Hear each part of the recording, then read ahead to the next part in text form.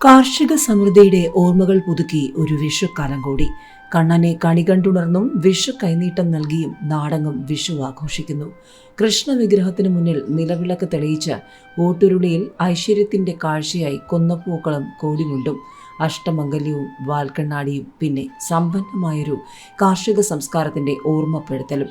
കണിവെള്ളരിയും ചക്കയും മാങ്ങയും മറ്റു ഫലങ്ങളും നിറച്ച് ഒരു വിഷുക്കണി. കണി കണ്ടു കഴിഞ്ഞാൽ പിന്നെ വിഷുക്കൈ നീട്ടം.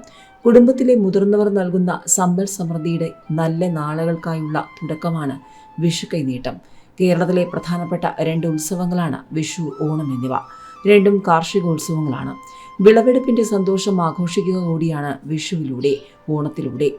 കാർഷിക സമൃദ്ധിയിലേക്കും ഐശ്വര്യത്തിലേക്കും കണ്ണു തുറക്കുന്ന പ്രതീക്ഷയുടെ ദിനം കൂടിയാണ് വിഷു.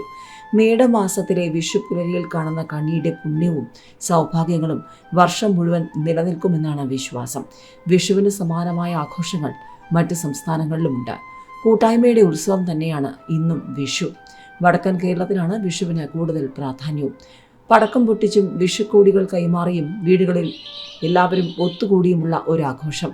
കണി കാണൽ കഴിഞ്ഞാൽ രാവിലെ പടക്കങ്ങൾ പൊട്ടിച്ച് വിഷു ആഘോഷങ്ങൾ തുടങ്ങും. അതിരാവിലെ ക്ഷേത്ര ദർശനവും പ്രധാനപ്പെട്ടതാണ്. കേരളത്തിലെ മിക്ക ക്ഷേത്രങ്ങളിലും വിഷു ദിവസം സമൃദ്ധമായൊരു കണി ഭക്തർക്കായി ഒരുക്കിയിരിക്കും. ഒപ്പം കൈനീട്ടവും ഉണ്ടാകും.